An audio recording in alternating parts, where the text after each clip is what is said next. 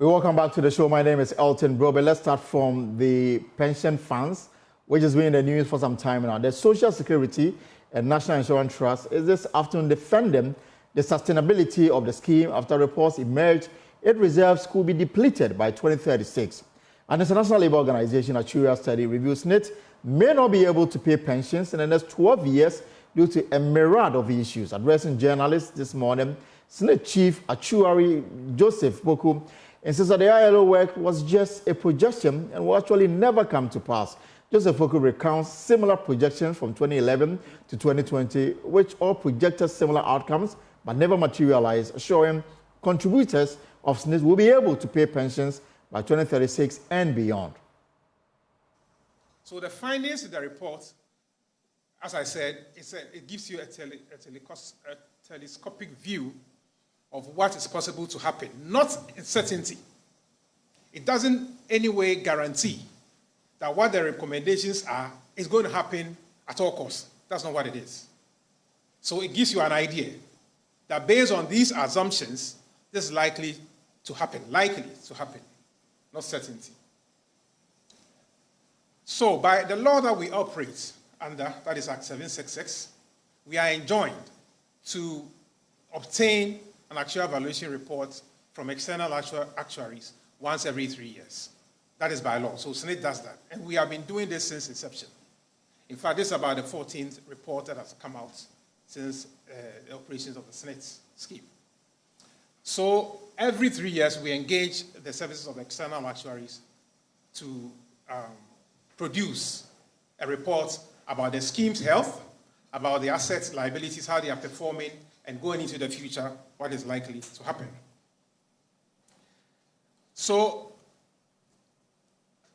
in the 2020 report, before I get to the 2020 external valuation reports, let me go back to 2011. Like I said, every 3 years, you are supposed to obtain this report from the external actuaries. So we have 2020, the one where we are talking about now, 2017, 14, 11, 8, and so on and so forth. So every 3 years. So let's go back all the way to the 2011 external valuation reports. So the report says, among other things, that if contribution rates were not increased in the future, the annual expenditure on benefit and administration would exceed income from contributions, and the funds from 2019 coming will just tank. So what it says was that by 2019, we're not going to have enough money to pay benefits. Ladies and gentlemen, we are in 2024, and we have never defaulted in payments of benefits from 2019 up to date. So that is telling you what I said earlier, that it gives you an idea that you have to take some measures and make sure that it doesn't happen. That's exactly what the report is about. So this report is not different from the reports that we've obtained over the years. Like I said, it gives you an idea where you are going as a scheme, and then you take proactive measures to steer off if there is any danger ahead of you. That's exactly what it does. It says what the ILO report shows is there is an urgent need to increase contribution of members of the scheme. Both the employer and the employee currently pays 18.5% of workers' basic salary to the scheme. SSNIT says that must go up, and they are working to get the buy-in of stakeholders ahead of a major announcement. What has run through all these reports is the need for increase in contribution rates. In all the reports, the previous reports, that is what it says, that we need to increase the contribution rate. But ladies and gentlemen, let me mention that it doesn't come easy to increase contribution rates. It means the law has to be changed. We need to engage stakeholders. We have the employers. We have the workers as a group. We have a regulator, and then even parliament and government. So it goes through a process, and that process is a bit long. So after SSNIT has even made some of these proposals, we are now going to engage the NPRA, and then we get the stakeholders like employers, because they are also going to be affected. They are going to pay their part. And then the worker group, how do you call it? The unions, they are also part, big stakeholders. Before it goes through Attorney General's office, before Parliament, before it gets to the President, before it sends away, before the changes can be effected, before the implementation.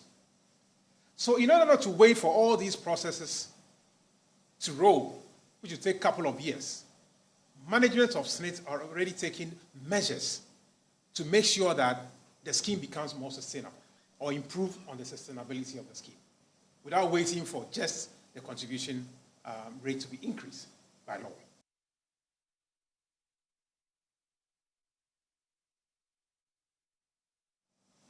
Some of these measures include, and I'm sure you are aware, that anytime we had a platform, we let you know what we've been doing in trying to clean up our pension payroll. So since 2018, up to date, the cleaning of the pension payroll of those who are called ghosts, in quotes, who are dead and probably we are not aware and continue to pay them because they are not probably 72 years or 75 years, depending on the scheme in which they belong. We try to remove those people.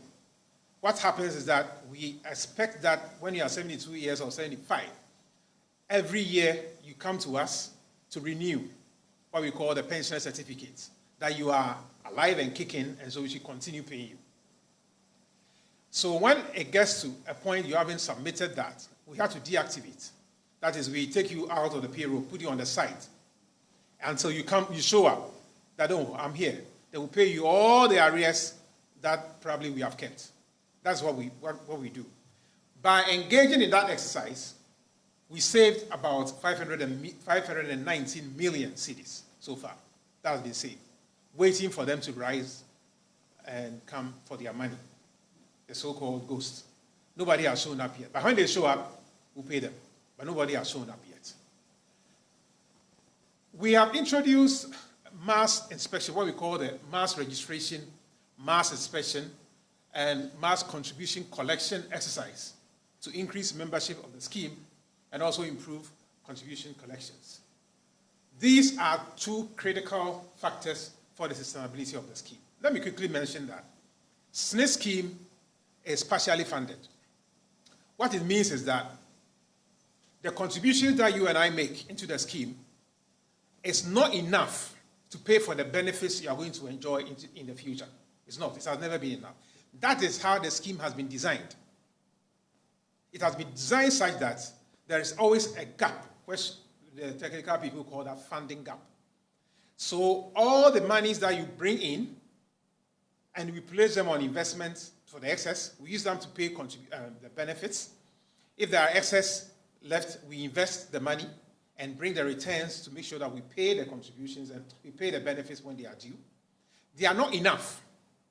And we have demonstrated this in the past, that even when you invest your contributions, full treasury bill rates until the beginning, from the time you join the scheme until you retire. And then we want to use that one to pay the benefits that SSNIT is going to pay you. You exhaust all your contributions with the interest within 11 years. This is empirical. But when it comes to the government, we've engaged the government to ensure that they are current on monthly contributions. In fact, we are guiding them to be current, and they are, as we speak, okay, I'll get there. So previously, government had issued bonds to meet arrears, and all coupon payments have been met, the bonds that they have issued. Recently, they issued a bond for 1 billion, and discussions are ongoing for bonds to be issued for the rest of the money that they owe. Monthly contributions have been paid up to January 2024. And you know that you have up to the 14th of the ensuing month to pay the previous month's contributions. So like we are in April, by now, March contributions should have been paid. But government has paid fully for January 2020 this year. And even part of February has been paid. But I don't, because it's not fully paid, I don't want to dwell on it. But the point I'm making is that if government is late in payment, they are late in about a month and a half payment, if you like. Because we are in April. So they are supposed to be paying in March. But March 1 has not been paid. They fully paid for January. And so we are waiting that at any moment, as they have promised, they are going to release the funds to pay on the current contribution. not on the arrears. Governments, in the previous times, legacy debts exist. That is what we are negotiating with them to get the amounts paid and paid on time so that we can have some funds for investment to make the scheme be more sustainable. We've also adopted annual reconciliation exercise with the Controller and Accountant General Department to determine government's indebtedness to the scheme. There are ongoing engagements with the government to secure settlement of contribution in arrears. That is an ongoing exercise we do every now and then. Like I said, the scheme needs fresh money every time to pay for those who are going on pension, so that when they get on pension, fresh people also come in to support. It's because of this that we embark on this SEED initiative, the SEED project that you know about. That is the self-employed enrollment drive. That is to bring in all the workers or all workers in Ghana who are not covered under the SSNIT scheme. Artisans, carpenters, masons, market women, everybody who works in Ghana here on his own, who is self-employed.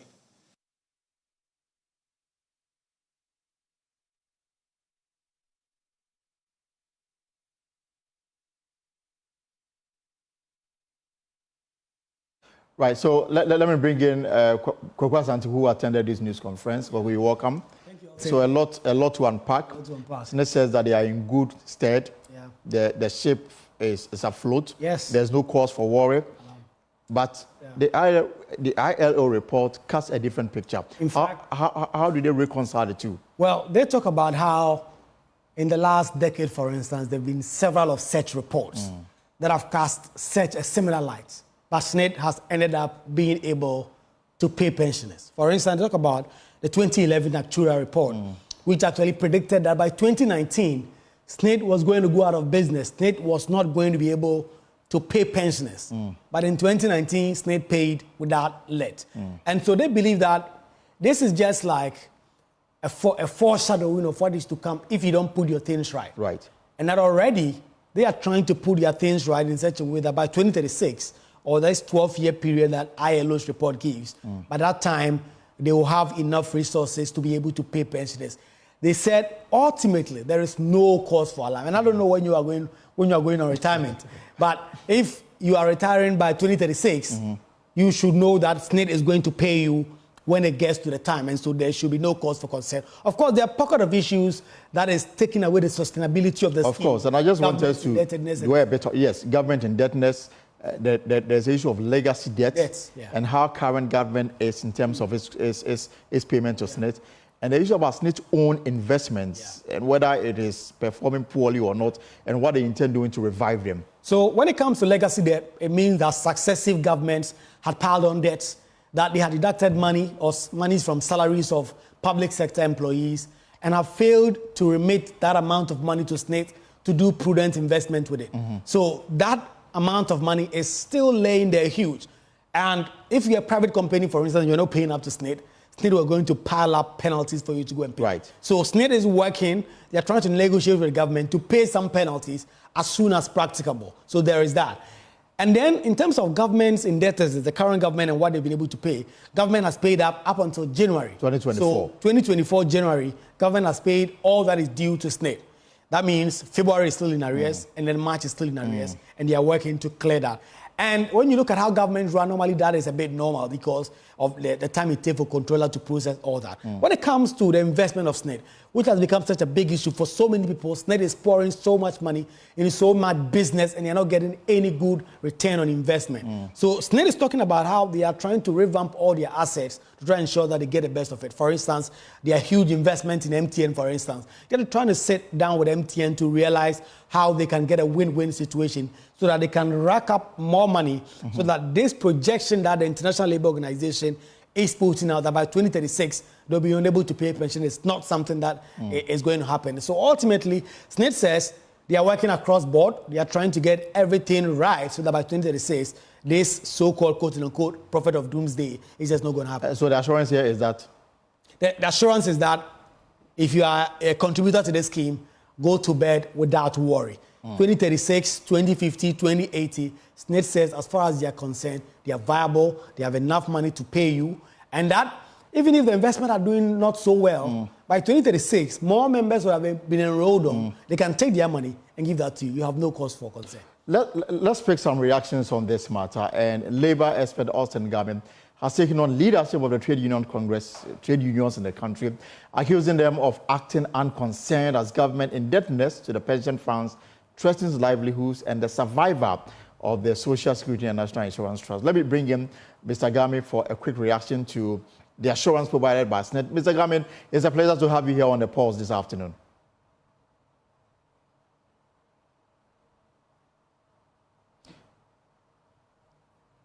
Also, we've also been hearing from pension experts, Mushad Abdullahi, who also has some concerns and saying that the matters may not be so clear for now. Let me bring him in for a brief chat on this matter. Mr. Abdullahi, good afternoon. Welcome to the Pulse. Good afternoon, and thank you, and good afternoon to your viewers. So you heard the SSNIT's reaction to this ILO report, and they say that, I mean, this is not the first time. Such reports are always available to guide the operations of, pension funds, including SSNIT, and that it is done as part of the industry practice, and that we shouldn't be worried about it at all, and that there's no cause for worry. What is your initial reaction to the statement that came from SSNIT this morning? Okay, so first of all, let me say SSNIT's response to the actual valuation report regards to the ILO stuff represents a very massive progress as far as transparency in Social Security administration and governance is concerned. Right. Ideally, this is how it's supposed to be. Whenever actual valuations are conducted, there is a need for the Social Security administration to share what the findings are for the public, at least for the stakeholders, so that we all come to understand that this is the amount of risk involved, this is the magnitude of the situation. Right. And so when it gets to a point where, we have to, increase contribution, or government is going to appeal that, look, we have gotten to the point where there is a need for us to increase contribution, everybody would understand. In any case, of course, they have indicated that they have put in a lot of modalities in place in order to really ensure that the depletion of the reserves has been predicted by natural value for that come to happen. Because I am predicting that if nothing happens, that is what it's saying. If nothing happens, if the recommendations in the actual valuation report are not carried out, the depletion of the reserves will come in 2030. Let me take you back a little. In 2011, actual valuation was conducted. At the time, there was nothing like a depletion of reserves. We were not told anything like that. The scheme was in very good shape. Then, in 2014, 3 years later, when another actual valuation report was conducted, we were told this time the scheme was not sustainable in the medium to long term, and the scheme was due for scheme reserves were due for depletion by 2042. In 2017, when actual valuation was conducted again, we were told that, remember, we warned you in 2014 that your scheme is not sustainable in the long term. You did nothing within that space. Now, the depletion date has come down to 2037. That is from 2042 to 2037. Now, we have another valuation conducted in 2020, and this time it has come down to 2036. The trend vehicle is telling you that we are getting very close to point of depletion. It's just 12 years away. Now, let me make this one very clear.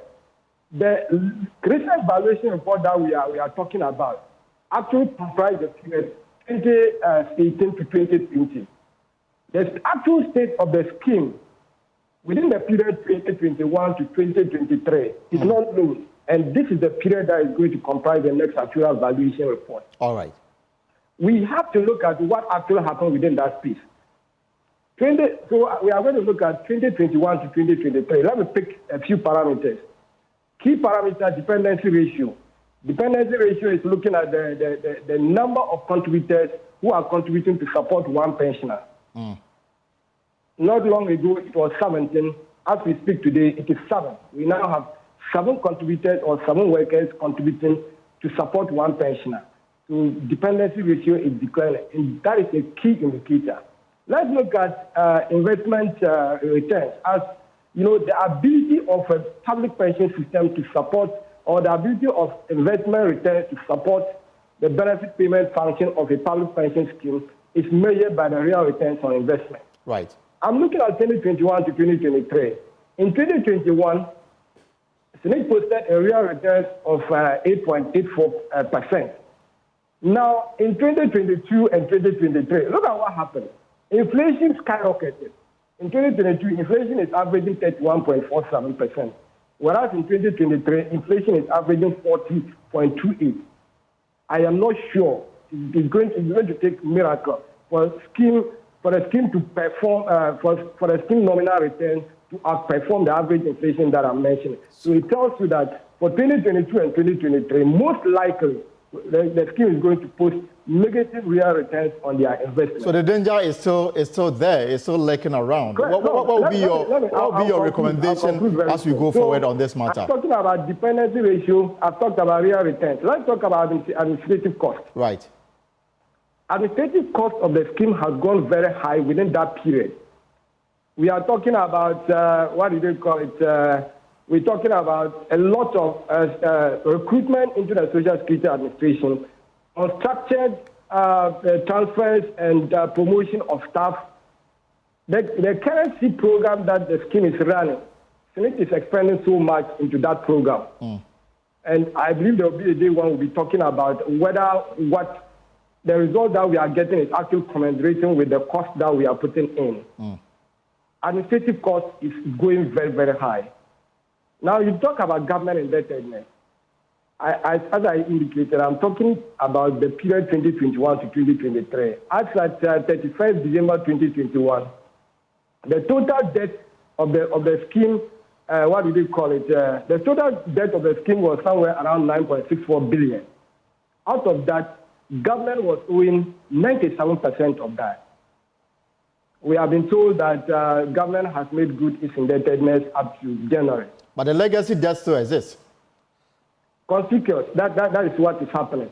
So if you look at the what do they call it? The contribution rate. You look at the government indebtedness. You look at real returns on investment. You look at administrative costs, and you look at dependency ratio. It paints a very bad picture with regards to what the next actual valuation is going to look like. And remember, the next actual valuation is telling us the state of the scheme as we speak right now. So SSNIT response is a reference to December 2022. What has happened within this period? It is good. I mean, I believe if we apply the, what do you call it? If we apply the recommendations as contained in the actual valuation, for definitely we are going to go beyond 2036. But as we speak, nothing is being done. We saw it in 2011 valuation, we saw it in 2014, we saw it in 2017. We have seen it in 2020. I'm not sure we just have to sit back. We have gotten to the point where we just don't have to sit back as a country. And I keep saying that Parliament, labor unions, the worker unions, the trade union congress, the media, everybody needs to show interest. Right. And I mean, like, everybody needs to show interest in how the scheme is performing, because this is a program that is very, very, very important. It is feeding almost 250,000 pensioners and their families across Ghana, and the future of more than 1.8 million contributors are connected into the program. There is the need for us to keep it under watch. I'm excited that they have given the assurance that the scheme will be sustainable beyond 2036. That is the assurance this afternoon.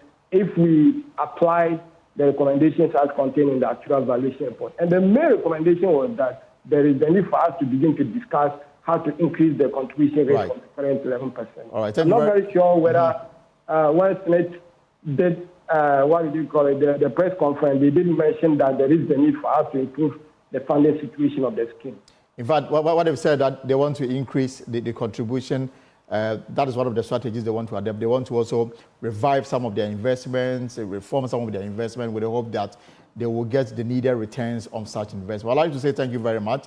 Mr. Moshood Abdullah. He's a pension expert on this matter. And this is a matter that is developing. And I'm sure that on Top Story, News Night, Joy News Prime, we'll have more time to go into SSNIT's position on this matter because it affects me and you, especially our pension going forward. But this is the pause here on Joy News. Now let's move away from SSNIT also to another matter that is very controversial, the GRA SML contract. The opposition NDC, they've been addressing a news conference demanding the immediate termination of all contracts between the Ghana Revenue Authority and Strategic Mobilization Limited, SML, describing the deal as illegal. They have also demanded that full publication of the KPMG report. They want that the next NDC government will not recognize the deal. This is into excess of a news conference that ended some few minutes ago. Those agreements, because this is a country governed by the rule of law, and agreements signed in contravention of the laws of this country cannot stand the test of law in this country. And therefore, any payments made under these illegal agreements must be retrieved. Our courts have had the opportunity times without number to pronounce on this. This is the same reason why the courts asked for the state to retrieve monies paid to Oyome, Waterville, Isofoton, and so on, because they were paid under unlawful agreements. Number 3, the NDC demands the immediate publication of the full KPMG investigative reports on the dealings between SML and the GRA. Mr. President, why are you hiding that report? That report was conducted by KPMG, put together by KPMG after their investigations, at the expense of the Ghanaian taxpayer. KPMG did not do that work for free. They were paid for that work, and they were paid with our monies. So why are you keeping that report like a CIA confidential report in your drawer at your office? What do you have to hide? What are you trying to conceal? Publish that report now. You who once bragged about being an anti-corruption crusader, we want you to live up to that. Publish that report. We want to know what is in the report. Ladies and gentlemen, the NDC also demands the immediate arrest and prosecution of all persons involved in the award of these illegal contracts and the payment of these illegal fees to SML. We wish to reiterate the position of our flag bearer and leader, His Excellency John Dramani Mahama, that the next NDC government will not recognize the illegal contracts entered between SML and the Akufo-Addo government upon assumption into office on the 7th of January 2025. When elected into office, we shall launch credible and transparent investigations into the stinking SML scandal with the aim of retrieving for the state all illegal payments made to SML and ensuring the prosecution of all persons who are complicit in these illegal transactions. You see, while in opposition, sole sourcing was tantamount to corruption, according to the MPP. Procurement breaches were considered an abomination by the MPP. Indeed, since assuming office in 2017, the Akufo-Addo Bawumia MPP government has prosecuted several persons for alleged procurement breaches and other statutory breaches. Some of these people are languishing in jail today.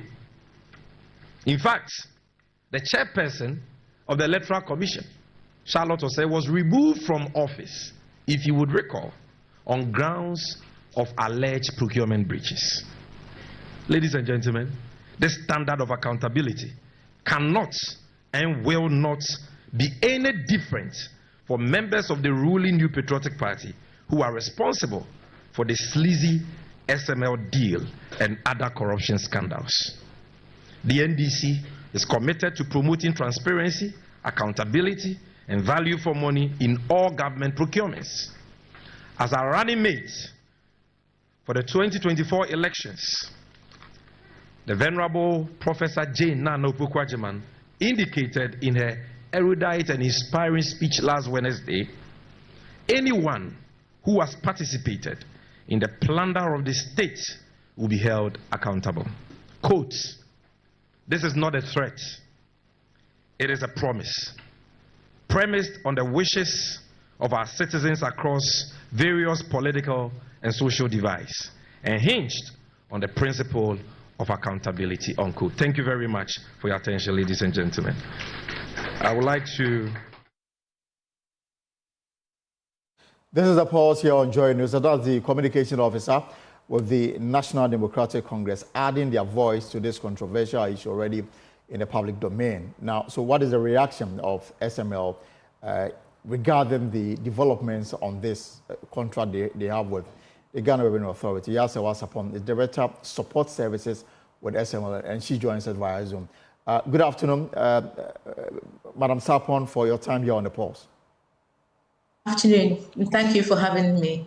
Right, so going through the NDC news conference, I mean, the takeaway, they say they are asking for the immediate termination of all the illegal, what they describe as illegal contract entered into between SML and GRA, and also the retrieval of all monies payment made by government to SML under what they describe as illegal agreements, which have occasioned a huge financial loss to the state.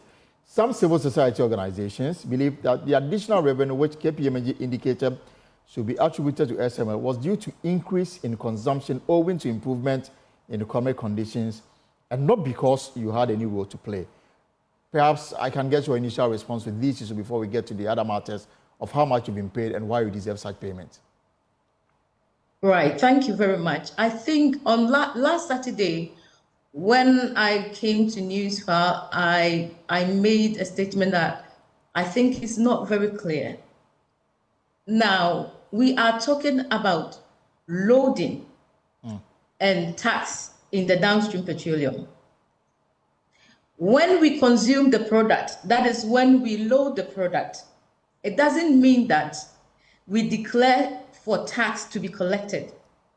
So when NPA loads the product, and the data that NPA gets in the ELDMS is not transmitted to the GRA system, which is ICOM system now, then that means that there is revenue leakage, there is revenue loss.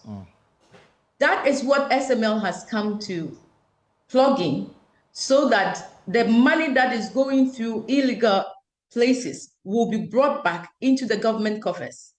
So this afternoon, I'm just going to show a comparative data analysis graph that will show to Ghanaians exactly what we are talking about.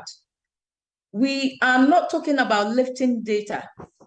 The lifting data is the NPA's data, which is the traded data in the ELDMS. That is not what we are talking about.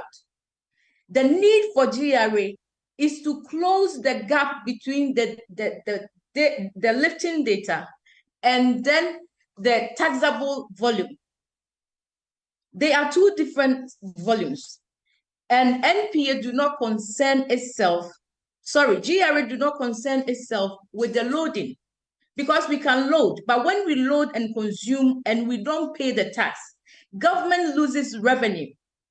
So there is a data gap comparative analysis that I have done before SML came into the downstream petroleum to support GRA to plug in the data, the revenue leakage. And then after SML came. So if you look at January 2019, we just made 16 months comparison. January 2019, NPA traded volumes, which is the volumes that were loaded for consumption, recorded 417 million liters. If you look at the GRA system or the petroleum holding account, what went for tax was 237 million liters. So if you do the difference between these figures, you have about 179 million liters. We have some points to it, but because of time, I cannot do all the rest of the numbers. So I'll just stay with the initial three figures. Right. Now, if you look at the February 19, I don't know whether you can project this for me. The data gap between lifting volumes and taxable volumes is what I'm talking about. Before SML, we started our operation in May. We piloted in May 2020. So we looked at January 2019 to April 2020, the next month before we did our piloting. If you look at the 16 months, just within the 16 months, what happened was that the lifting volumes, which is the consumption volumes that these CSOs and people don't understand, this lifting volume, the loaded volume that was consumed, was 6,387,335,043 liters. Now, if you look at the tax system, what came to government for tax is 3,180,526,259 liters. The difference between this, which when you apply the tax to it, will generate into revenue. The difference between this is 3,206,808,783 liters. When you convert this, let's say you multiply this with the tax, average tax of 1.44. The money that this amounts to is 4.6 billion Ghana cedis. We are not talking about old Ghana cedis. And this is what, this claim is that this is what you have saved the nation? This is just under 16 months. Right. Within 16 months, this is the amount of money government is losing. Before SML, this is the amount of money government is losing. And that is why last Saturday I said that the issue of revenue loss in the downstream petroleum was swiftly becoming a national security issue. When we load the products and we don't pay taxes on them, that is revenue loss. That has got nothing to do with NPA deploying meters at fuel stations. That has got nothing to do with fuel marking or fuel tracking. We are not doing that for GRA. What we are doing is that we are providing audit and assurance for GRA. We have put in place meters, digitization systems. We are doing real-time monitoring so that GRA can be able to see or monitor the activities of the OMCs in real time. These are the things that we are doing. And as a result of that, I will walk you through the post-SML, how the data is looking now. Briefly for me, yeah. What after April 20, when we started piloting, May 2020, the NPA traded volume, which is the liftings volume or the consumed volume, was 406,379,657 liters. Now, because when we piloted, because we were there, we had put in place some controls. May 2020, the taxable volume, which is the tax volume that government got, was 397,846,713 liters. So now the gap is closing. If you come to June 2020, when we went live, the lifting volume was 450,505,170 liters. Now, if you come to the tax system, so the taxable volume now is 414,597,900 liters. if you go through the data one by one, you will see that SML, because of the controls we have put in place, now the lifting volumes and then the taxable volumes, they are aligning. That means that the gap between these volumes, that was the leakage, has been closed. So before SML, under the 16 months period, we had lifting volumes that was 6.3 billion liters. We had taxable volumes that was 3.1 billion liters instead of being 6.3 or around that area.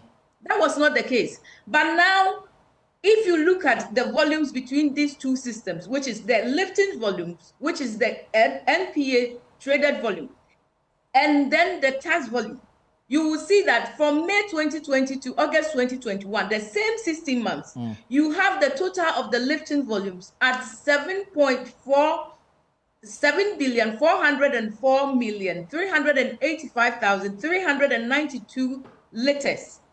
When you check the taxable volume, you will see that the tax is now 143,491,507 liters. That means that, yes, if I can come in briefly on this, on the figures and what you are claiming that you've managed to close the gap in terms of the leakages and what persists right now. The KPMG report, points to the fact that you partially delivered, and that in terms of revenue accrued to the state, around 2-point-something billion Ghana cedis, and that you were paid over 1 billion Ghana cedis. Some see this too good to be true, if you like. How do you justify this? You made 2.4 and you took 1 billion. That's like what, 50% of how much you brought the state. Right. So this, you see, the press statement that we released, we said we do not agree to this. We disagree to this because, first of all, the money that KPMG is saying, we don't agree. And it is because KPMG is using this same lifting or consumption data to assess what we have done, to assess our performance. And we are saying that we didn't come to improve lifting data. That is not the work we came to do. That is why Saturday I said on Newsfile that we don't work with NPA. Yes, NPA are regulators. We work through GRA, they are regulators. So even if you want to go to the depot, whatever you want to do in downstream, you have to go through them.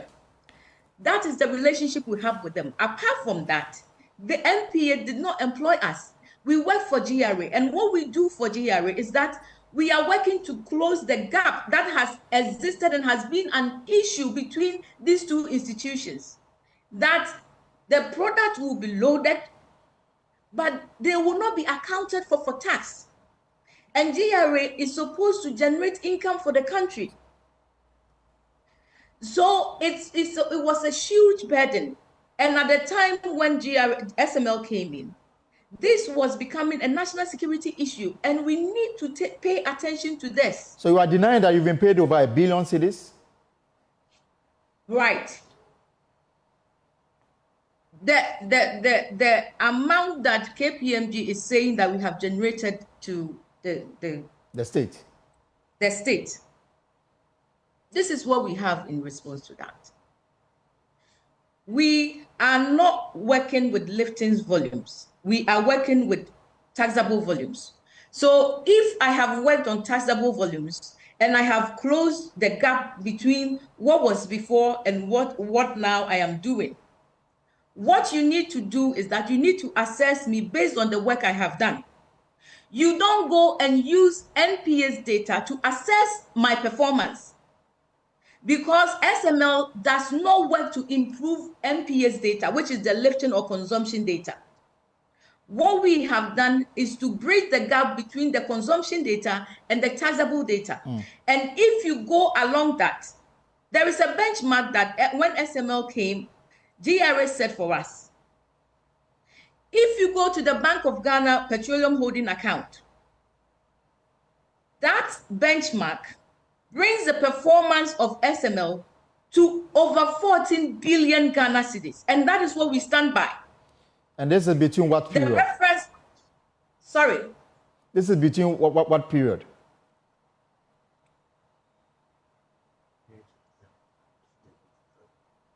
So May to December 2023. All right. And let me so May 2020. You see, we are talking about this 14 billion we are talking about is not just within a year. We have been in operation since May 2020 till December 2023.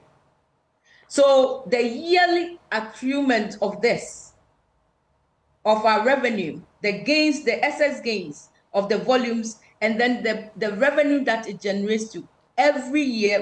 I want to read a little or show you a little bit so that your listeners can be clear, or they can understand what we are trying to say. What we are saying is that if you go to the Bank of Ghana revenue, petroleum revenue holding account for SML, in May to December 2020, the volume gains over a BOG comes to 1.7 billion plus other things. Because of time, I will not be able to mention that. And this 1.7 billion liters translates into revenue gains of 2.5 billion. 2021, the volume gains was 2.7 billion liters. And this multiplied by the tax components bring you to 3.9 billion Ghana cedis. If you come to 2022, we did the volume gains was 2.6 billion plus. If you look at the revenue gains, it's 3.8 billion plus. And 2023, from January to December, of course, the volume gains was 3.1 billion liters. And then the money it translates into is 4.5 billion Ghana cedis. If you calculate all of this, the yearly accumulation of this, which is the 3 and 8 months that we have been in operation as at December 2023, is 14.8 billion. Let me take it again. The extra or the excess gain revenue that we have added to the downstream petroleum tax revenue is 14 billion 844 million 293,095 Ghana cedis. And how much have you been paid as a result of this? So the money that they are saying that KPMG brought here, which is the let me look at it and quote it properly so I don't get quoted out of context. The 1 billion Ghana cedi compensation, as quoted by KPMG. So if you look at what we have done and the compensation that KPMG says we have taken, if we have done 14.8 billion, we have been compensated for 1 billion plus the rest of it. 1 billion. And that quote, the compensation that they have given, they have not included the tax that is being taken from us at source. Right. Let me, because of time. Which is 32%. And then the interest, the bank interest that we have to pay, which is also, no, the tax is 31.5%. And then the bank interest also, 32% has not been taken. Everyone who knows how this petroleum industry works, the cost involved, because we are using a test certified products. Right. We are bringing in experts. Just a brief question, so because of time, I can let you go. There are key issues that I want you to address. First is about the fact that you may be operating illegally, because according to the NDC and some civil society organizations, you have yet to fully satisfy the dictates of the PPA in getting you the green light to operate. There's no issue about your experience in this area and the allegation of possible insider trading, because one of your directors, Mr. Soti, worked with the GRA, resigned, and then this company came up, and all of a sudden, GRA becomes the sole client of this company. In brief, how do you respond to these issues? They are all inaccurate. And what I want to tell Ghana is that we have been in operation since 2020. This issue since 2020 May, but that is for the downstream. We are talking about the downstream, so I will stay with the downstream. Now, this issue of expose and everything happens the minute we sign a contract to go to the upstream. What we have uncovered in the downstream is that, just as I showed you, within 16 months, 4.6 billion Ghana cedi was going into illegal pockets. And SML has worked so hard to close this gap and gain this revenue under 4 years, 14.8 billion to the revenue, the tax revenue for government. So what this means is that SML is putting in control measures to improve compliance for tax revenue. And those who have been benefiting from these illegal activities, they are stakeholders risk to us. They have taken entrenched position, brought in people who can talk and do all sort of propaganda so that SML will be taken out and the downstream will go back to business as usual. I asked about your experience and so-called and the allegation of insider trading involving one of your directors. All of those things are not, you see, they are not true. They are not true.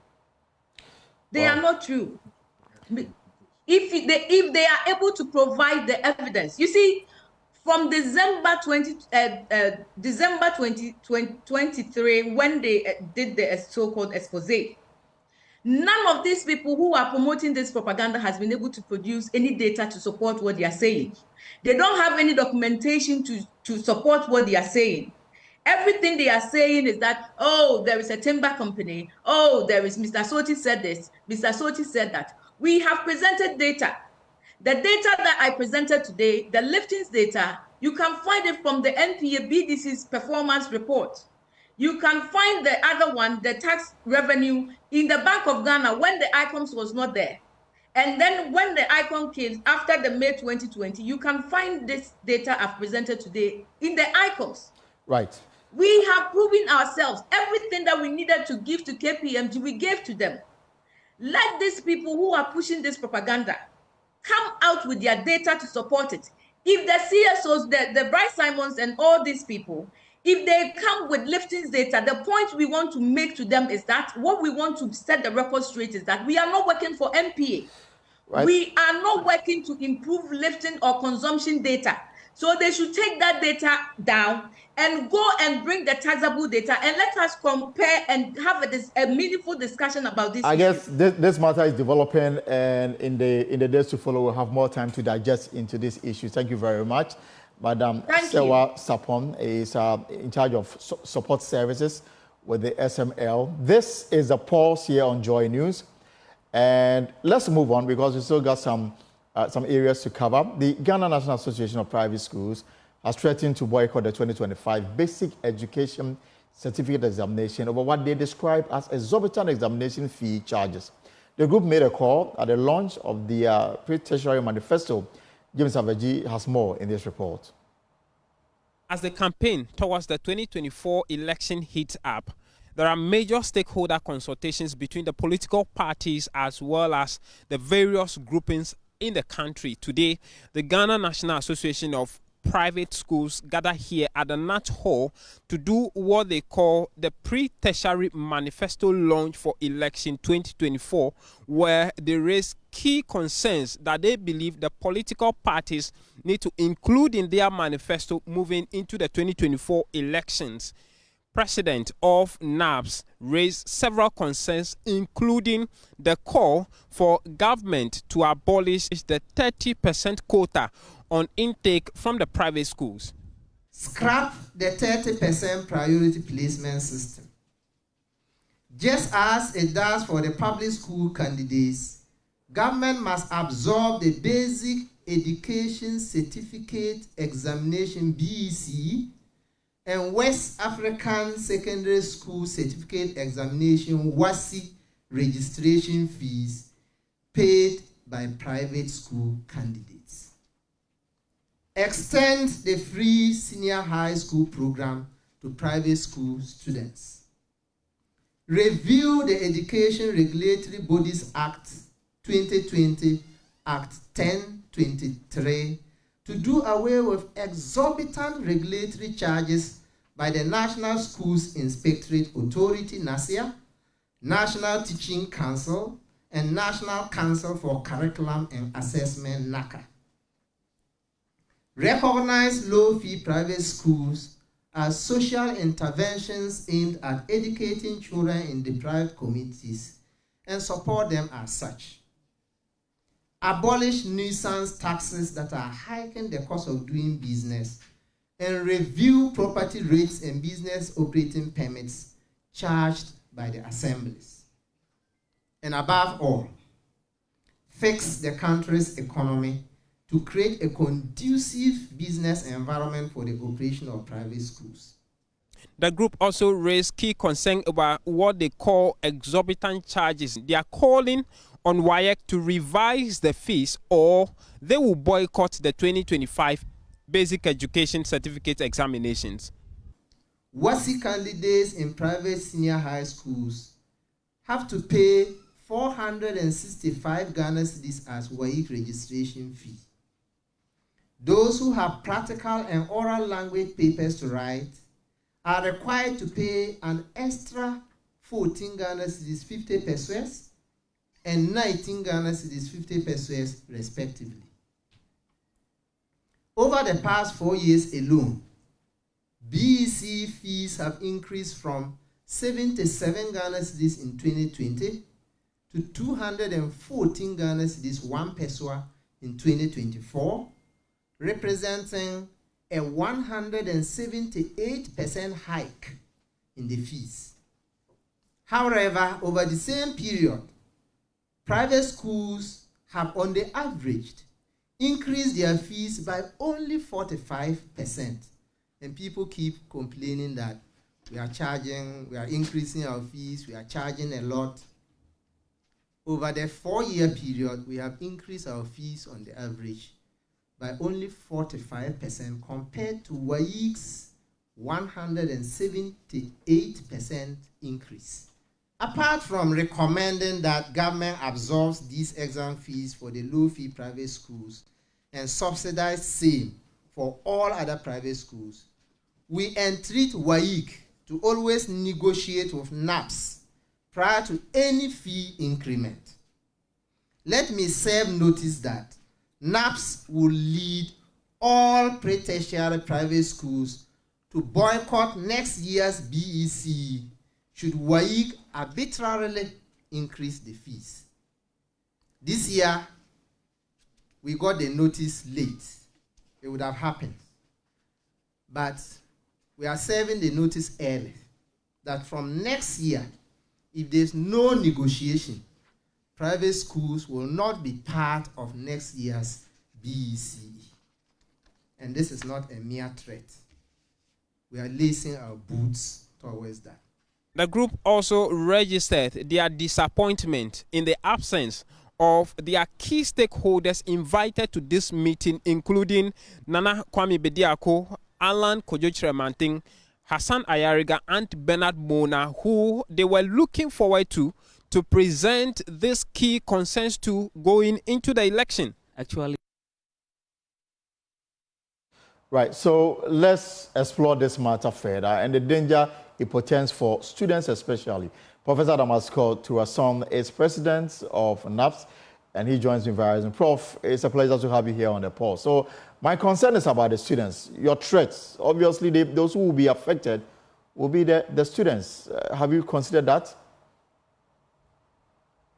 Thank you very much, and a good afternoon to your listeners. Definitely, we will not start making threats without thinking of our major stakeholder, the learners. It's because of the learners that we are in business and serving their interests. You see, it's for the sake of the learners also that we are serving a whole 1 year notice. Right. We are hoping that it will not come to the stage where we call for this boycott. So we are serving this notice so that negotiations can begin early towards next year. But if push comes to shove, we have other means in which we will ensure that our learners take terminal exams. Now, take note that WAEC itself need not be the only examination body for students leaving the JHS. There are ways in which we can ensure that there are competitors in the system. So we are considering all options, but believe you me, if it comes to it, we will call WAEC's bluff and then boycott the exams. So there was no consultation at all? Absolutely not. Absolutely not. I mean, we won't be here complaining about it if we had some form of consultation. You see, the point is, there are a number of students, particularly in the rural areas, who pay as little as 50 Ghana cedis per term in the private schools that they attend. These are schools which are located in areas without public schools. So I can tell you that some candidates in the private schools who are unable to afford the 214 Ghana cedis, 1 peso plus registration charges in order to register for the BEC, drop out of school. And we believe that no single child should drop out of school because of their inability to pay the charges that WAEC gives us for them to write the exams. So that is why we are in this mood, calling for dialogue to prevent any boycott of the exams next year. And since you put forth this, has there been any overture from WAEC to sit down with you and address the concerns? Well, the sentiments were expressed publicly today, and it's probably too early for us to determine what overtures WAEC will extend towards us. But if they even do not, we will extend a hand to them and plead for an opportunity for this negotiation.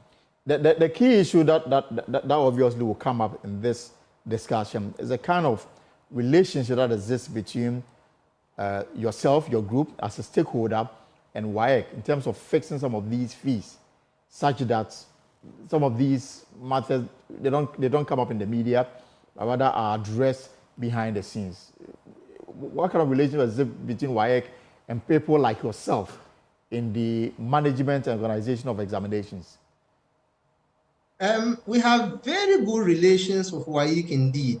And I do not believe that when issues come to the media front, we are necessarily antagonizing anyone.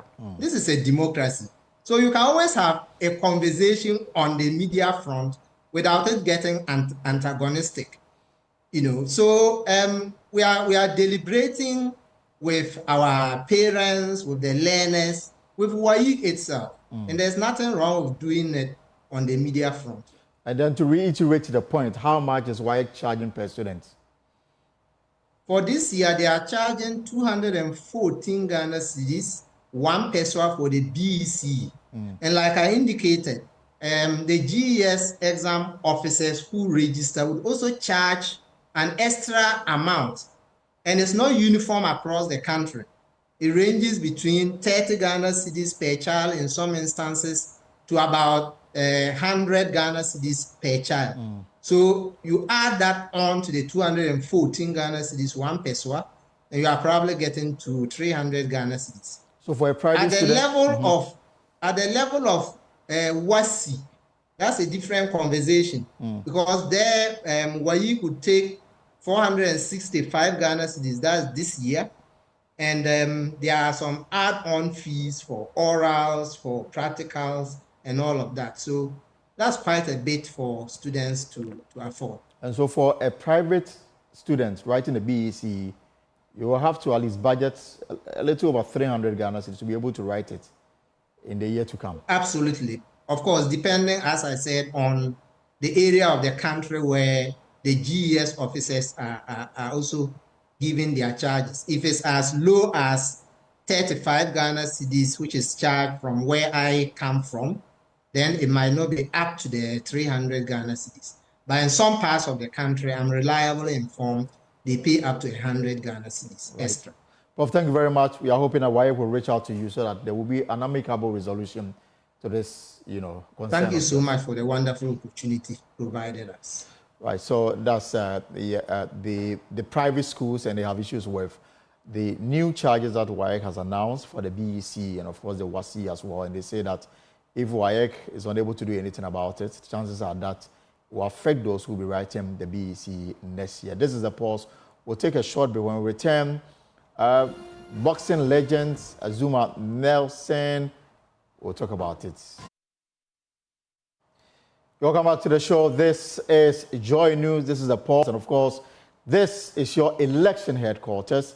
A New Patriotic Party flag bearer, Dr. Mamadou Bawumia, says he has performed far better as vice president than his political opponent, Mr. John Dramani Mahama, whilst he occupied the same position. Addressing some members of the clergy, imams, and faith-based organizations at the Presbyterian Church at Akropong, Dr. Bawumia hinted that it is important for Ghanaians to endorse him to consolidate the gains made over the past 7 years under the Akufo-Addo administration. Ask government and the faith-based organizations to have a very, very close relationship.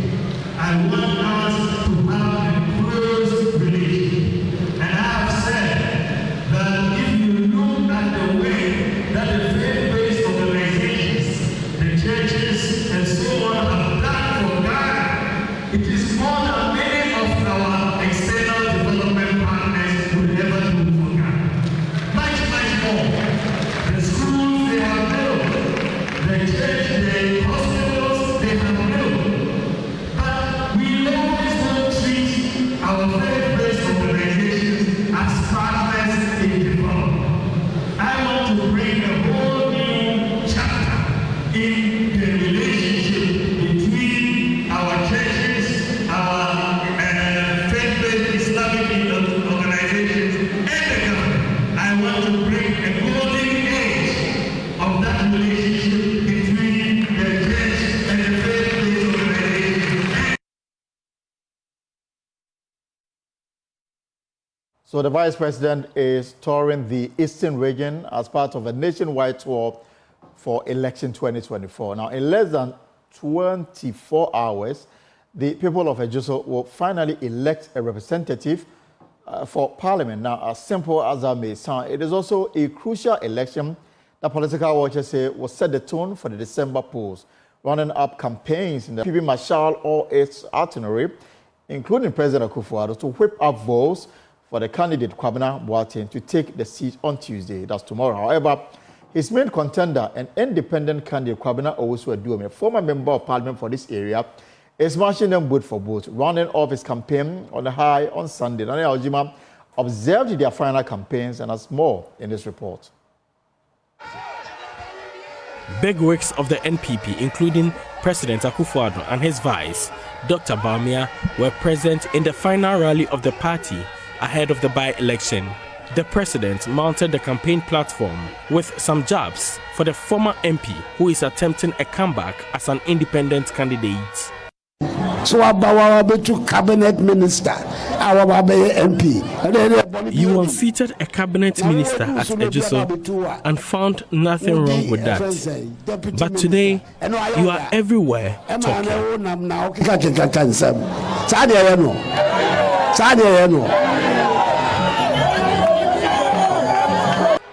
Late Sunday night, the independent candidate was on the grounds to wrap up his campaign. Kwabena Owusu-Aduomi severed ties with the NPP after a declaration to run as an independent candidate in the upcoming by-election. Mr. Ediomi claims the NPP lacks leadership, dismissing allegations of being a traitor. I don't want to say anything bad against the president. He is the president of Ghana.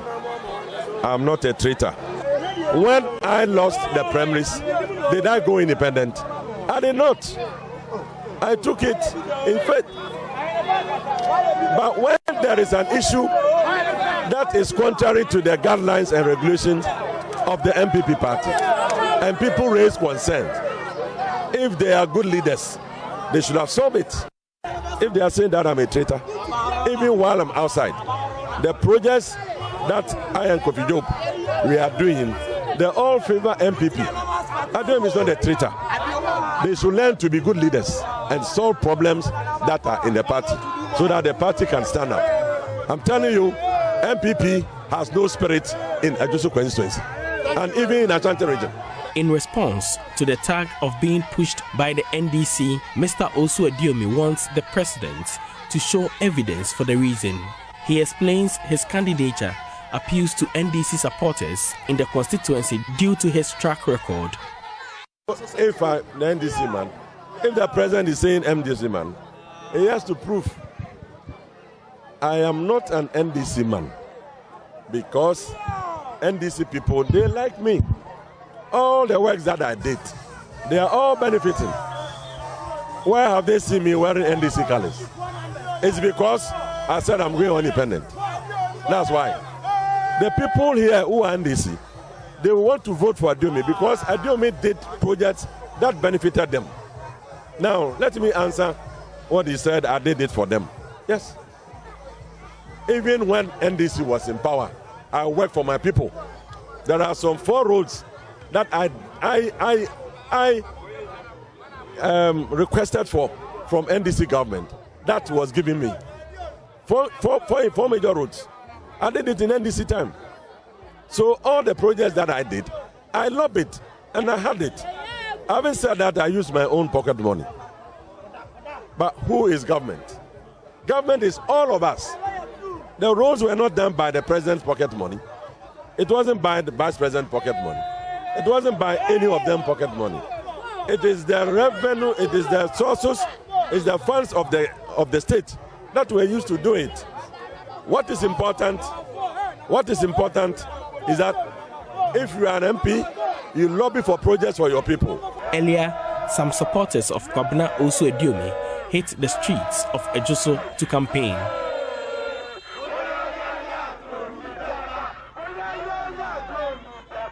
Six candidates are going into the race slated for Tuesday, but the NPP's Kwabena Boateng and independent candidates Kwabena Osu Ediomi are in lead to represent the Ejoso constituency in Parliament. For Joy News, Nanaya Ojima, Ejoso. So, Majority Leader Alexander Fenyama has hit hard at Kwabena Osu Ediomi, the independent candidates in the Ejoso parliamentary by-election, for claiming to have championed several developmental projects in the constituency. Mr. Ediomi, in this campaign, has been touting his achievement during his tenure as Member of Parliament, asserting to have advocated developmental projects, including several road infrastructure. But the Majority Leader, Alexander Fenyama, says previous and current MPP government have led such projects in the constituency and not on an individual basis. He wants such claims to be rejected by voters. Your opponent, the independent candidate, looks so strong in the constituency. Is your party not afraid of him? I don't think that is correct. I don't think that's the correct. The polls are out there. Some predict a bit of... That's all I can say. Our candidate will win. You are so optimistic of that? I'm saying our candidate will win. MPP will win on Tuesday. We'll win on Tuesday. What makes you so sure? We'll win on Tuesday. This is our seat. We'll win on Tuesday. You see,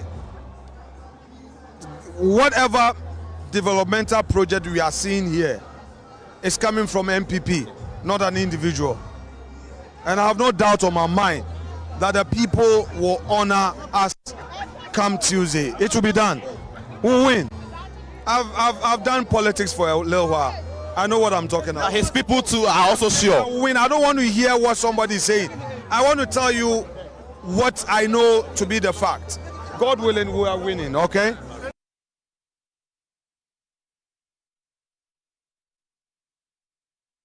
Welcome back to the Pulse here on Joy News with me, Elton Brobe.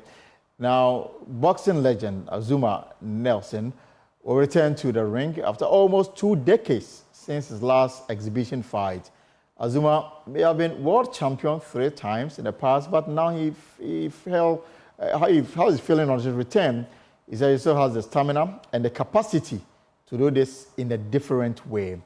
Now, he's mounting the ring to empower the youth in the EU, that's European Union Partnership Campaign dubbed Diplo Rambo. Let's get to understand this better. And of course, in the studio this afternoon, I'm privileged and excited to welcome Azumah Nelson, former 3-time world champion, into the studio. Zoom, you're welcome. Of course. And of course, the EU ambassador to Ghana, His Excellency Ishad Razali, also joins me in the studio. It's a pleasure to have you here. Thanks for the invitation. So you want to put Azumah at this time of his life, at this age, into the ring? Why? First and foremost, we want to pay tribute to a living legend because Ghana has produced many world-class boxers, and I think I can put myself into the boxing community. We are privileged to have one of the best that Ghana has produced. And secondly, this is a friendly game, but we wanted to demonstrate as the European Union that, you know, we are working closely with the government. We are working closely with the civil society. We are working closely with the business. And we want to demonstrate that we can embrace as well the youth and speak to them. And I discovered boxing myself in Ghana, and I discovered the energy, the passion of the youth, the passion of the people of Bukom. And I want to share that, share what the European Union is with this youth, and pay respect and homage, because it's not a challenge, it's a show of friendship and respect to Prof. Mr. Azumah Nelson, Mr. Zoom, because, as I say, he's a living icon. I mean, it's very interesting that I'm having to sit in the same studio with Azumah Nelson. I remember, I don't know whether I want to be corrected. Was it your third world belt that you won, the world champion? Is it Fenech? That somebody that fight? What's the name? I think Sabache Martinez. Right. So I remember after the fight, they took you around the country to meet with students. I was there very sure. I was back then in Sumiane then. Okay. So we had to line the streets all the way to the Sumiane airport just to welcome you. And today, just a pleasure that I'm having to sit with you here in the studio to talk about it. But what has been the story as you mount the ring again?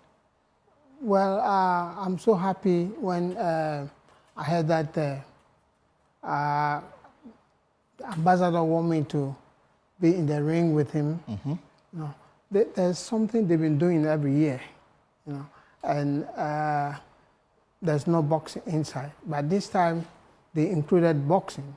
So when they called me and told me that, oh, ambassador want to do this with you, you know, I didn't think twice, because I just think straight to my people, the Bukom boys and those who are coming up, you know, and I said, no. If these people see me doing it, you know, with this age, you know, it will encourage them, you know, and I can get a chance to talk to them, you know, that whatever they want, they can get it, you know, hard work pays and all these things that I want to share with them, you know. So I said, yes, I'll do it, you know. So I start shaking myself small, you know. And I've seen a picture of you and your son, you know, preparing yourself ahead of this big day. That's right. That's right. So it's a privilege that we can come together and do this, so that and I believe it's not going to be first and the last. Yes, you know. Something that will continually happen. That will continue, and then so that's something I think is. I'll come to ask you about how prepared are you for this exhibition, but Mr. Razali, what is the rationale behind this? What message are you sending? First and foremost, every year we are celebrating what we call Europe Day. It takes place on the 9th of May. and everywhere we are expanding, I would say, our exposure. So we wanted to share this celebration with a larger audience. So once again, we are very big when it comes to support for job creation. We are working with the government. Last week, together with the president, we have commissioned the largest photovoltaic power station in the country. We are supporting the country to produce vaccines, so on and so forth. But this message has to reach out a larger audience. And European Union is about brotherhood.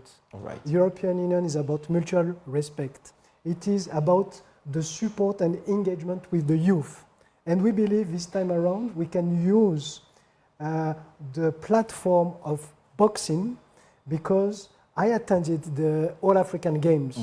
Ghana win big in of terms course, we won a lot of gold. Boxing. You had an incredible amount of gold medals and the rest, and you have an incredible amount of talent.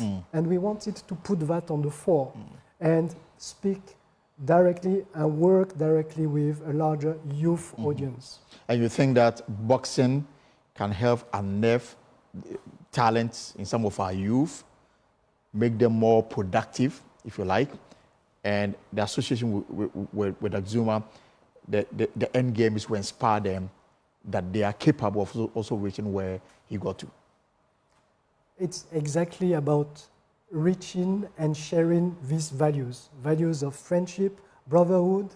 Professor spoke about the grit, the discipline, the passion, and we are here as enablers as well. We are supporting job creation. We are supporting socio-economic inclusion of youth and women. And this message has to trickle down to everyone. And I personally discovered boxing here in Ghana, and I believed it was a good idea to use the exposure of Azuma Nelson to reach out to a very enthusiastic audience. So, Zunzum, how prepared are you, and when is this bout happening? I think Saturday coming. This Saturday coming. Saturday. And then before you continue, just for those who are watching us, if you are watching us, I've got a nice package for you. And on your screen now is number for you to call. I'm just going to pick maximum 3 calls.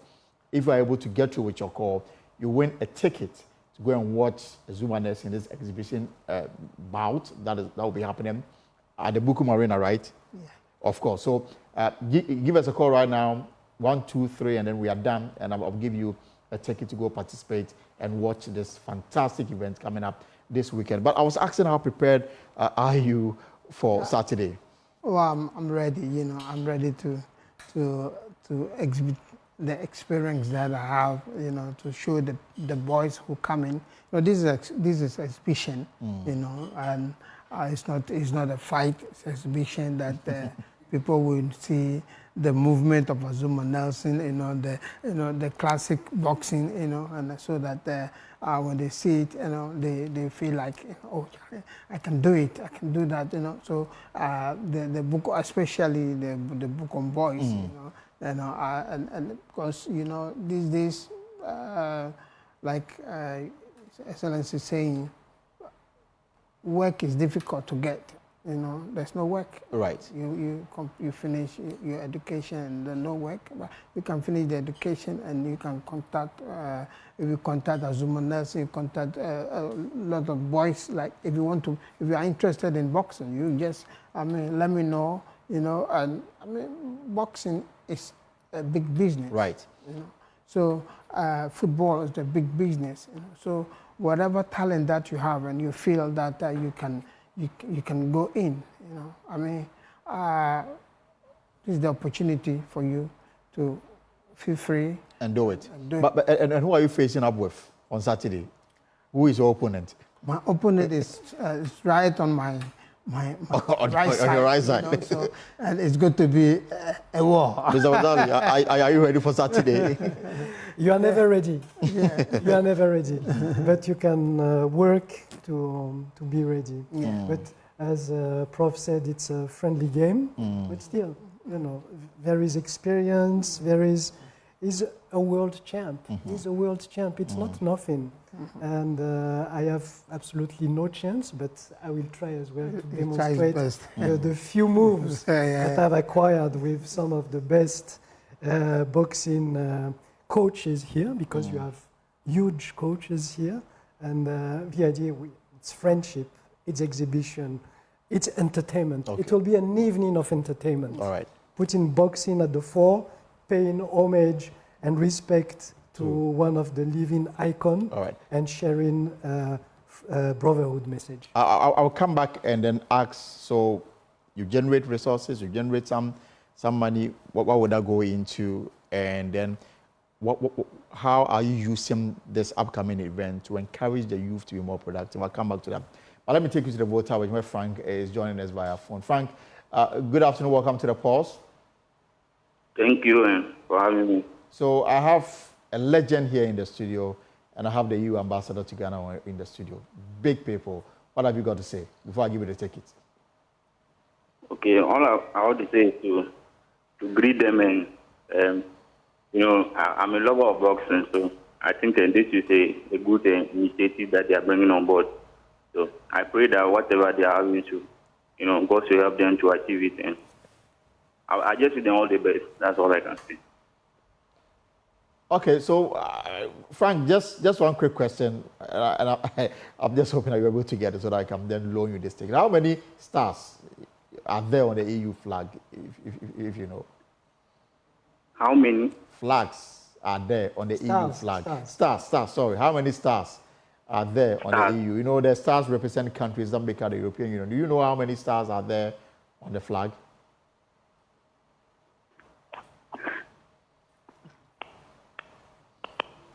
I can't hear. Hello? Yeah, so Frank, I was asking. All right, so we've lost Frank. We'll see if we can get somebody else if you are able to answer. Once you are on, how many stars are there on the EU flag? Mensa from Kaneshie, good afternoon. Mr. Mensa from Kaneshie, good afternoon. All right, so we don't have Mensa yet on the phone, and I mean, I still got two tickets to give away. So call in. I'll ask a very simple question. You can get the opportunity to also speak to Professor Zunzum and Nelson, and then the EU ambassador to Ghana, and then you can go watch the bout on Saturday. So Zunzum, so Bukom is headquarters of boxing in Ghana.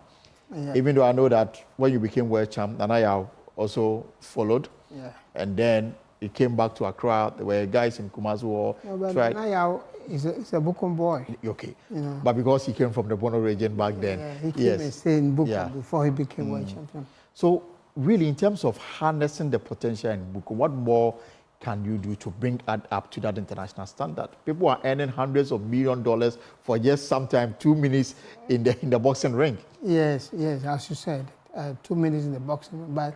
But before that 2 minutes, a lot goes into that. Yeah, that's the problem. So if they can work hard to get to pass through that hard work, to get to the 2 minutes, and they will make it. And some people like us, we have a lot of experience that we can share our experience, and if you can take it, you will be there. Because, like I said, I mean, nothing good comes easy. You have to work for it. Yeah. And if you can't work for it, you can achieve it. So I want to tell them that, listen, I mean, there's time for everything. And then the Bible says in the Ecclesiastes 3, verse 1, that there's time for everything. Whatever you want to do. These days, I don't know, peer pressure on these small boys and girls. The friends, like give you something to smoke, something to drink, something, and destroy your character. Right. But I want them to know that anyone who comes, and offer you something like that, that person is the devil for you. So you have to be careful. Who you associate with. Let me bring in Michael from Adansia Sokwa and Ibrahim. First, Michael. Michael, good afternoon. Good afternoon, sir. Right, so Azuma Nelson is here, the EU ambassador is here. Any question, any comments before I ask you a simple question to give you the ticket? Oh, I know Azuma to be one of the greatest boxers in the world. But my advice to Azuma is that day he should reduce his strength. Otherwise, something will happen to the ambassador. All right. I want Azuma to reduce the strength. But do his part of ambassador. But Michael, I think it's going to create a very friendly relationship between Ghana and the United Kingdom. Thank you. This is actually the EU. And then just want to find, before I give you the tickets, you are from Adansi Asukwa. Are you able to watch it on Saturday? Oh, yeah, I would. So the EU flag, there are some stars on it. Are you able to tell me how many stars on the flag? I think it's 14. It's actually 12. You are just two steps away from. So I'll give you the ticket because you're calling all the way from Adansi. And also there's also Mohammed, right? Mohammed, good afternoon. Ibrahim, good afternoon. Hello, Ibrahim. Good afternoon, Ibrahim. If you can hear me, right? So we've lost Ibrahim. We'll be wrapping up. So I mean, the question again comes to, I mean, during your time there was no Bukom Arena, and you had to train on very difficult terrain. Yet you emerged from those difficulties to become a world champion. Now there's Bukom Arena, things have improved, there's technology, there's a lot more that should make life easy. Do you think that Ghana, we are capable of still producing a world champ? A lot of world champions that we have in this country, and I can tell you that we have more champions in Ghana than every country in this world. But all we have to have, we need the opportunity, you know, and we can do what we have to do. Like we are talking about Bukom Arena. The boys cannot go there to train. You know. If you go and train, you have to pay. You know, and in fact, the boy wake up this morning, what to eat is difficult, and what money is going to use to pay and then go to train. You know, so we have to bring the managers out there that can manage them, that can pay the gym, that can take care of them, you know, so that they can be world champions. Because all of us, we passed through managers and you know, before we became world champions. But the boys have to have discipline, you know, so that they can get there. So, Mr. Wazali, what should spectators expect on Saturday? The spectators expect to be entertained, so I'm pretty sure they will not be disappointed, because it will be an all-night event with displaying. It's not about. It's not just between the two of you. The two of us, we are. You are the main bout. We are creating the space. Right. But I want to insist on the fact that we will display juvenile boxers. We will display future huge champions of this country. And Professor said it, it's about as well recognizing that hard work, grit, passion, it is paying. And what I learned personally in my small journey in boxing, you cannot lie. No. You cannot lie. At the end of the day, when my coach says, what happens today? You're tired. I say, oh, I got one beer. He said, no, this is not serious. It is not. So you cannot lie. Right. Let me bring in Ken Note, likely our last caller. Ken, you're welcome from Spinters.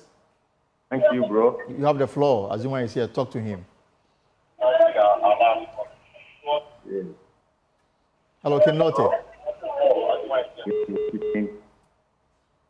Hello. Ken Note from Spinters. If you can hear me, please go on. All right. Ebenezer also joins us. Ebenezer, good afternoon. Hello? Yes, Ebenezer, where are you calling us from? This Ken, I'm still online. Yes, Ken. Yeah, please go on. Spinters. Yeah, speak to Zunzum. Zunzum. Yes, sir. Happy to see you. Thank you. I'm very, very happy for you. Try to still put a smile on the championship upcoming. Right. I have to see Blado to showcase what they have for us. this backside. You are just trying to leave your footprint on the mark. It's still there waiting for. Thanks so much for your effort. We're going to enjoy you. Thank you. Are you available to watch the exhibition bout on Saturday? Yes, please. I'm going to take it for you, but first I want to ask this question. How many countries are within the European Union, if you know the answer? It's 12. No, we are way away from that. That's cool. It is not 12, it's not 14. How many countries are within the European Union? It's 27. 27. I'll give it to you so that you can still come around and watch. So the stars that make the stars on the flag, every star represents a country on the EU flag. There are 12 of them. Now there are 27 countries that make up the European Union. Those are facts that you need to get. And then, thank you so much. So, Mr. Rosali, we are wrapping up. Is this something that you intend to do every year? The 9th of May, we are celebrating every year. And this time around, we wanted to expand our reach and message and to associate directly with a larger youth audience. And depending on the welcoming of the event, depending on the result, the sales will go for local boxing association, of course. We can envisage something bigger or something more recurrent. All right. I thought I'd ended the phone calls, but Ben from Tessie just slipped in. So Ben, good afternoon. Yeah, good afternoon once again, boss. Yeah, please go ahead and let's hear you. Yeah, I'm watching right now a program on Joy News. Yes, and I have here in the studio a Dipole Rambo. Of course, that is coming this weekend. Yeah, this Saturday and I'm even watching the legend, Azuma Nelson. Hello? Yes, Azuma is here and is listening. Please speak to him. Oh, Azuma is here. Yes, he's in the studio with me. Okay, yeah, he's my legend. Oh, okay. I like watching his old video clips. He fought very well. Okay. Thank you. Yeah, so may God bless him. He's our legend. And I'm praying to God that he should be with us.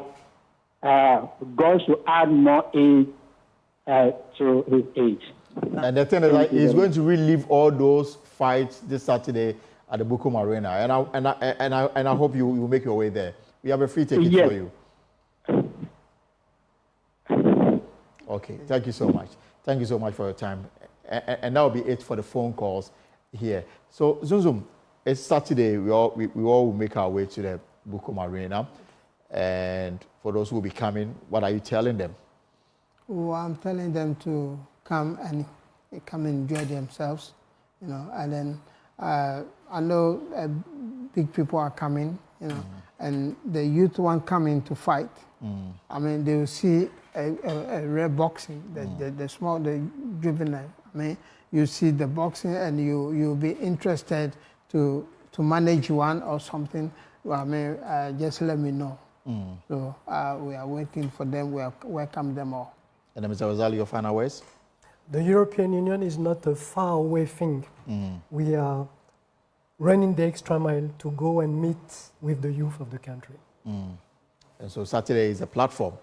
Come, have fun, and then, more important, learn more about the EU. The EU partnership with Ghana, which, brings a lot of economic and social benefits to the country. And of course, Zunzum will put the icing on the cake with that bout. Right. All right.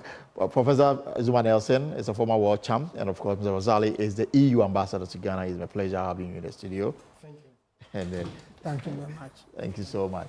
Well, so that's our show for today. For more stories, log on to our website, myjoyonline.com. Accra High Court refuses request to compel President Akufo-Addo to receive anti-LGBTQ plus bail. The matter will go to the Supreme Court. We're all waiting. Other stories making, there is a SSNIT. SSNIT had a reaction today.